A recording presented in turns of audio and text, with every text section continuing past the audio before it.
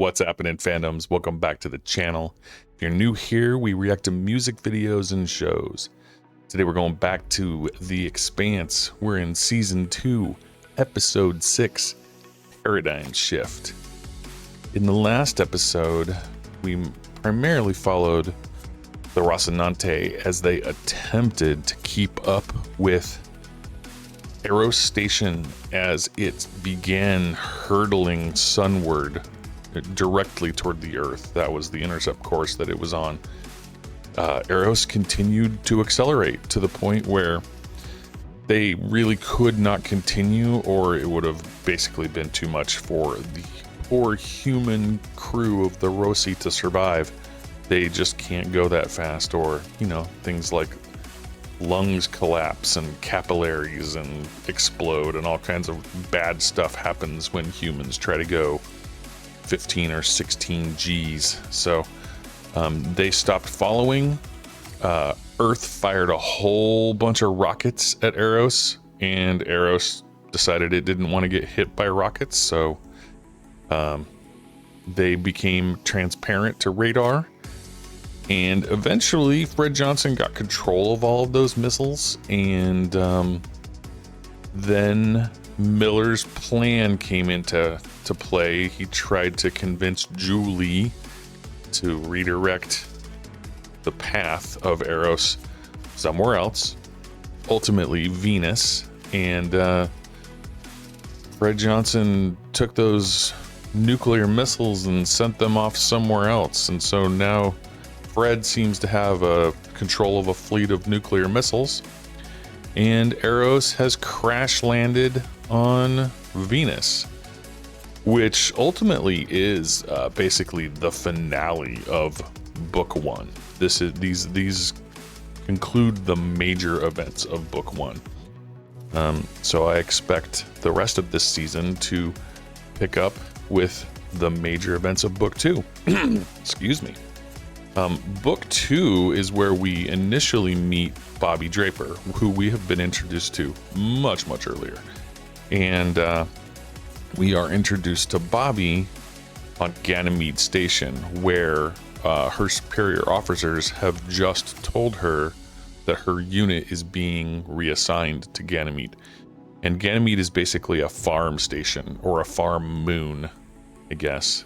Ganymede is a moon? Yeah, it's a moon of, like, I forget, Jupiter or something, but it is a big set of farms. They grow a large amount of the food that the belt uses to stay alive, and so that's an interesting location for a number of reasons, most of which I'm sure we're about to find out. Excuse me. I am excited. This show does not disappoint. The CGI stuff is beautiful. All of the space flight stuff is just stunningly presented. I'm so happy with how they've done it all, and I'm really enjoying the characterizations. I've started to learn a little bit more about Fred Johnson's second in command, and I don't know how this passed me by before, but we do not get a major character from the books. There is an engineer, a mechanic engineer for Tycho Station, whose name is Samantha, Sam, and she does not appear in this show at all. And she's a fairly significant character, and I'm realizing, I'm having some discussions around the episodes, that Fred Johnson's second in command, portrayed by actress Cara G, that she's sort of a stand-in for Sam and some other characters. They've reworked some things, and she's really taking that space where Sam used to occupy. And it's a little sad.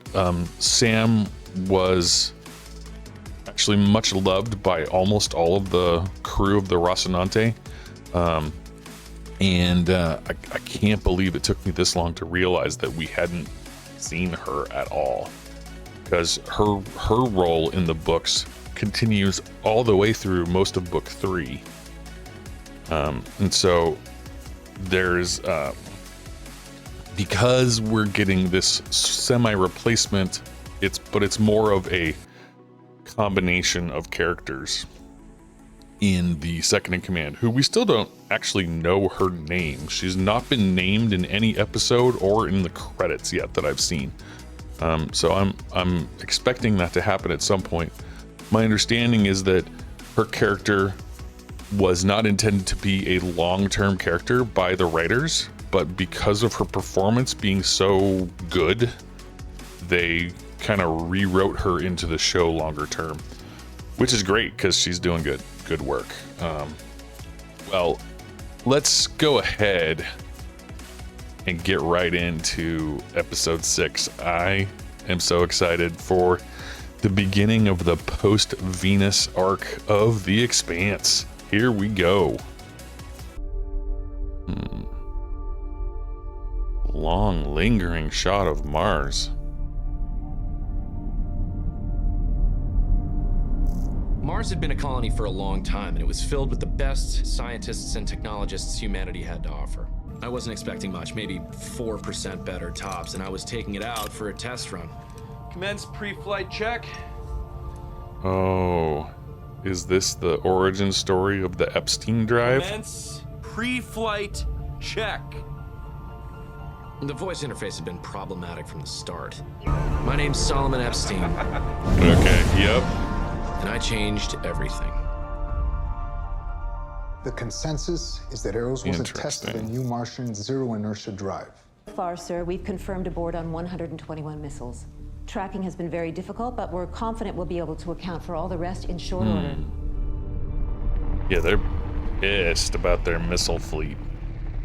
So I don't know what you've heard or if you're even gonna get this. The UN will be monitoring your messages, so there's some things I can't talk about, but I just wanted to let you know that I'm okay. Aww, Jim's talking to his mommy. This time, I didn't run from the fight. None of you even questioned it. It was the right thing to do. They are loyal. I felt the same. Super loyal. I don't want to be the one who says who lives and who dies. Somebody has to Whether be that you guy. like it or not, you are the captain of this ship. Mm-hmm. Gotta be that guy, Jim. So I mean, don't get me wrong, I'd do her if she let me. I'm glad we had this talk. Amos is such a... there's something broken. Something broken in the Hey, open Chief. there. You got a second? Yeah. Gotta show you something. Kind of an unsettling thought, don't you think? Yeah, it is. Good work, Alex. Does Fred have control of those missiles?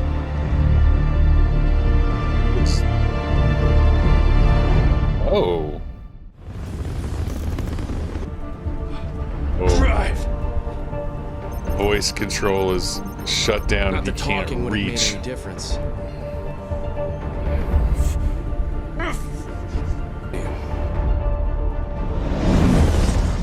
Yeah. Long story short, Epstein just kept on going. Is not June. I believe Eros was infected by an entirely new order of technology, something from somewhere else, somewhere beyond the reach of our species. You are correct, sir. I believe the Eros incident was our first contact with alien life.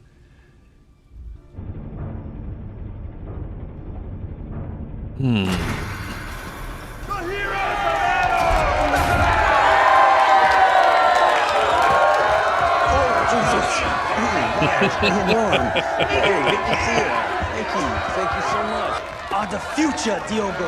Oh no. Must continue the fight. Diogo is a prophet of the Church of Miller now. Just live. Who? Interesting. You think helping to save Earth would balance things out, but... Well, we have one more thing for you to worry about. They did steal that from them, These so aren't rock hopper mining nukes. These are planet busters, designed to evade the best defense systems. Or anyone else in the system for that matter. good thing they've got them already. This doesn't seem to be bothering you. Why is that? Because I've got the missiles. We need to keep this under wraps. Eros changed everything. Fred Earth and Mars are scared. understands. And whenever that happens, Belters always lose.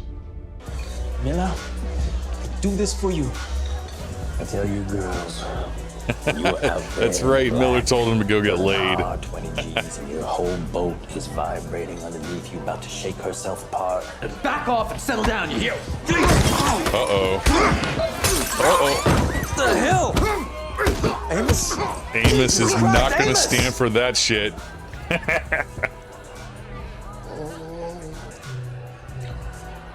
Amos will not tolerate anyone fucking with his crew. I love it.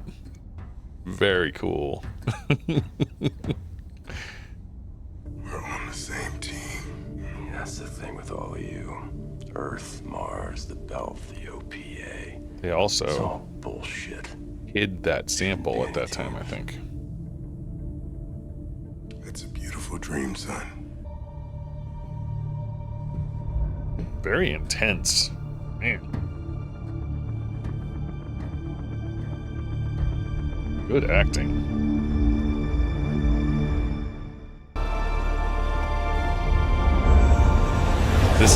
This is fun. We never saw this much exposition about the creation of the Epstein drive. Like a one paragraph descriptor, basically. But this is pretty cool.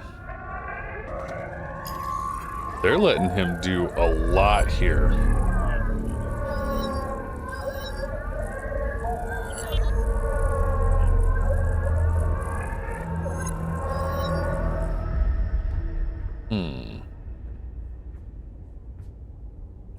Watching his every move too, huh?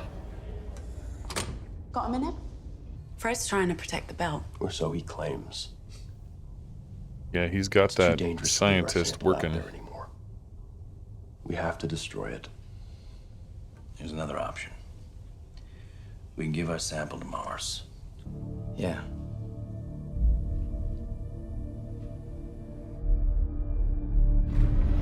No one should ever use it.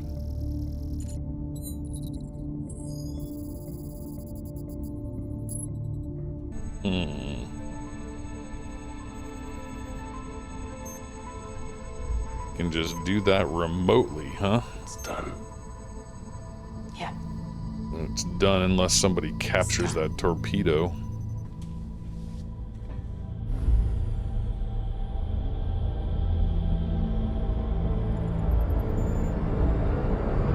What the hell? Mars would be able to move outward, behind the asteroids, colonize the belt, and remake the solar system. My drive would give us the edge we needed to finally break free from Earth. And it changes everything. Yep. By Mr. Epstein. He will never stop flying unless he hits something. Okay. We're gonna check in on Bobby.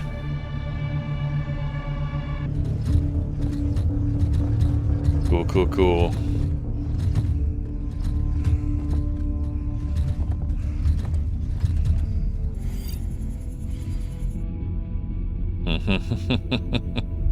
Those UN grunts are definitely loaded for bear. You really believe Earth is going to try to take this station? Why else would we be here? Well, fortunately for our species, no human being is dumb enough to put you in charge, Hillman. Still the speculation. Everyone's jumpy enough as it is. Maybe shoot the soybean side. Only if they shoot first. Don't want to make the Blues nervous. The Blues. It's red versus blue.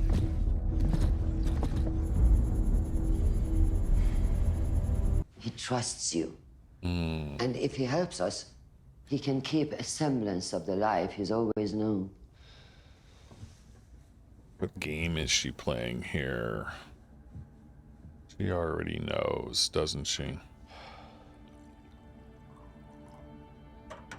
When the stakes are this high, many things are possible. Think she's toying with him a little bit here. I can reach out to his family. He has 2 sons, and another daughter that he adores. I'll be able to reach you. And I have the power to do it, because I am the fucking hero who helped save Mother Earth from the cataclysm that Jules Pierre Mao unleashed. Tell his children that government is more powerful than any corporation.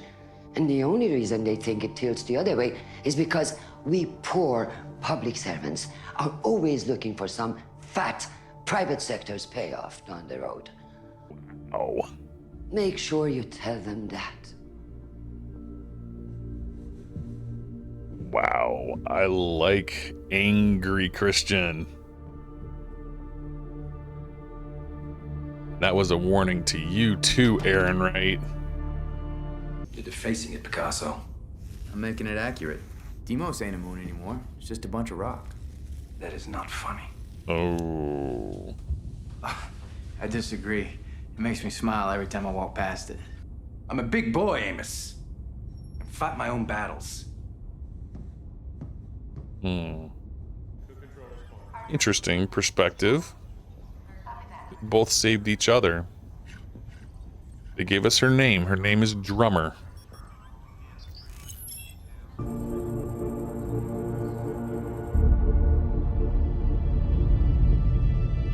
Naomi and Sam were good friends. We're heading into Ganymede's shadow. We will be in visual blackout for the next 48 minutes. Okay, we're about to get some action here.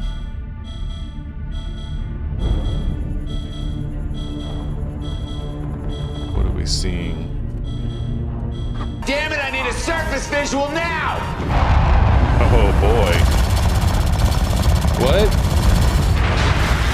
What is happening here? Oh, we have a space attack as well?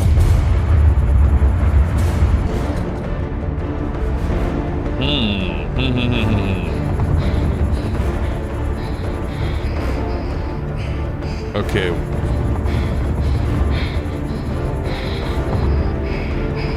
Looks like they're scattering. Jesus, what is happening in orbit?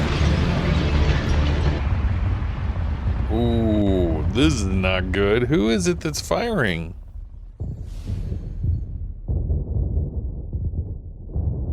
And then all of that stuff falls to the surface of Ganymede. Ooh. Gun barrels spinning. They were in a combat, probably. They're not gonna show us. Okay.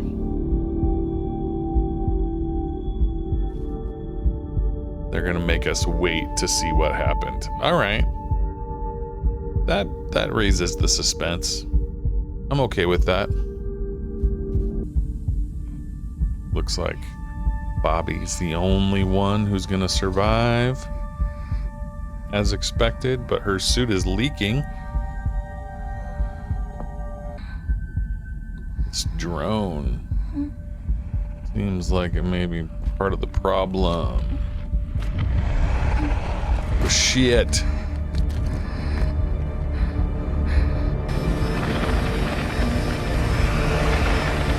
Okay.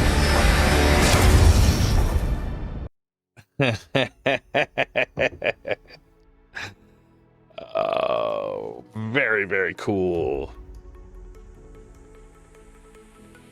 Very, very, very cool. Oh, man. Okay, so Ganymede Station under attack. Now, I could be wrong, but in the books, I don't believe that there was a coordinated space battle at the same time that no, I guess there was. Yeah, there was. Okay. There was a ground battle. Ultimately we find that the UN Marines were running from that thing that she sees at the very end there, that ominous looking shape with blue glowing eyes, right? It basically takes out everybody except for Bobby. She manages to survive somehow. And that seems to still be the case here. And in addition to this ground battle against this thing that we've barely seen, there was also the fact that the power structures and the parabolic mirrors that were moving sunlight for power or growing crops, one of those things is also falling or fallen and impacting the surface of the moon, where all of these, you know, domes for farms and all of this other stuff is. So Ganymede is messed up. It is not completely destroyed, but it is in a state where things are going to start falling apart. So we'll probably see a lot more of that going forward. But very interesting. I like that they didn't actually show us any of the combat. They showed us the after effects and then just the critter. That'll serve to give us some bigger reveals later on, I guess. And the other significant thing was Christian going into Aaron Wright's office, and basically she phrased it as a threat against the Pierre Mao family, but very clearly that was a heavy-handed threat against Aaron Wright himself. Because I suspect she knows that that Aaron Wright is colluding with Mao,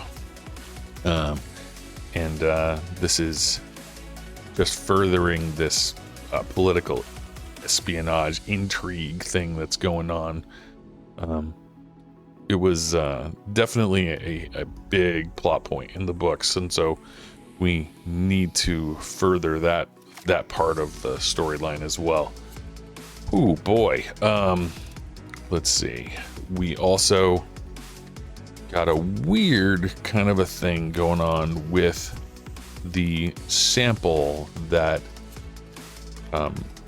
Holden's crew had hidden out in the belt somewhere. It looked like Naomi was setting a course for it to go fly itself into the sun, but then we saw the actual torpedo itself power down and just stand still right where it was. And so I don't know if that was Naomi changing that path or if something else prevented it from occurring.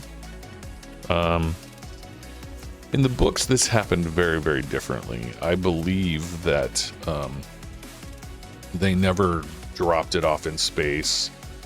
They had decided that the best place for that sample was with Fred Johnson on Tycho Station long ago. And so perhaps this is just how we're getting that sample to remain in play. I don't know what that means, but it is different. It is different from the books, and certainly the that will play out further going on, or in the future. It'll play out more, and we'll figure that out. But yeah, that the sending a scientific mission to Venus to search for remnants of Eros, that's going to be an interesting part of this going forward. That mission is very important in its own way. And this doctor that she was not on a date with, he's a new character, I believe, because I don't recall there being a specific person that was part of that mission that was related to Christian. Nothing that I think was called out like this, but that mission is pretty important. So we'll have to see how changes in that arena go. I did very much enjoy the kind of like documentary effect version of the story of the creation of the Epstein drive. I identified that that's what that was very quickly, because we got something like a paragraph or a page describing those events and how they basically created created Mars as a independent nation. Prior to that, Mars was basically a colony of Earth. But once Mars, or one of Mars' residents, created this huge technological advance, and they basically had space superiority because their ships were vastly faster and vastly more efficient. They were able to break away from Earth and form their own independent government. So it's a very important piece of history. It happened long ago, but it's really important to show how the geopolitical environment that we have in this world formed itself, and why we have these ships that are capable of doing what they're doing today. So and then of course drawing the incorrect assumption that what happened on Eros was another Mars drive advancement. It's interesting, and it's certainly it seems reasonable to assume that, because Mars originally had the first big advancement in drive technology that created the space race and the situation in the solar system that we have today. So it's not a terrible assumption, but obviously we know that it's wrong from our perspective outside the story. Yeah, very, very cool. And I like how the Alex and Amos relationship is forming. Amos is a protector. He is willing to use violence to make sure that nothing bad happens. Alex was very, very upset that he made a choice to save Amos, one person, and that choice resulted in the deaths of 25 people in that pod a couple episodes ago. We're still focusing on his regret of that, and but it is very true that in that way Alex was a protector of Amos, and so in his mind they are equals in certain situations, right? And so I can see how he would feel that way, but interesting that Amos would intentionally try to provoke a fight so that Alex could feel better about Amos coming in and beating that guy up that was attacking him. So yeah, Amos has a very simple mind. He fights, he protects, and he does what he's told. And he doesn't really think about a whole lot more other than that. And it's interesting to see how that's being portrayed, and very, very fun. All right, I think I'm going to leave it right there. Very much enjoying the changes that we saw, like having the story of Epstein's discovery and subsequent death portrayed in multiple little vignettes throughout the episode. That was brilliant. I liked it. I knew where it was headed right from the very beginning, but someone who did not know this story would be invested in that, and definitely, I can see how that is a great way to tell that little piece. So all the little changes. Oh, that's right. We got the name. We finally got a name for Fred Johnson's second in command, Carmina Drummer. And I'm only through book 3 in my reread, and I'm told that Carmina Drummer is a combination of a few, at least 2 characters, one of which, she's named after, that doesn't even really come into play until book 5 or 5-6 of the literature.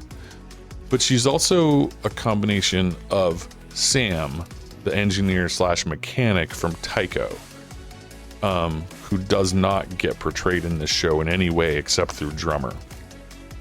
So they've taken at least those two characters and put their roles together. And we saw in the first couple of times that the Rossi was on Tycho, she was in there effecting repairs and working with the repair crews. And she's definitely been basically with Fred Johnson on the command deck of every flight that we've seen. So she's very tight with Fred. And in this episode, we saw Naomi and Drummer having some belter conversations. They, speaks foreign language. We don't know what they said. The context clues tells us that it was talking about the task at hand and, disabling these nuclear fleets or whatever. But in the books, Naomi and Sam were kind of like buddies, and they would hang out outside of work, and Sam becomes good friends with basically all of the members of the crew. And so it's cool to see that type of relationship is slightly forming, and at least we got the name now. Before here, she was never credited with an actual character name in the closed captioning or in the credits. And like I said in the intro, it's because that she wasn't originally, this actor was not originally slated for a long-term role. She was basically a small role, and because of her superior performance as an actress, they created this role for her, essentially. And I am very much enjoying her work. I'm told that she created her accent based on the work that the actor that does Anderson Dawes, his accent, and she's nothing like that. Her real accent in our world is nothing like that. So she's really doing some amazing work. All right, now I'm gonna be done. Thank you guys so much for all of your support and all the comments, and obviously all the likes and the subscribes. You guys are really going above and beyond, and I really appreciate it.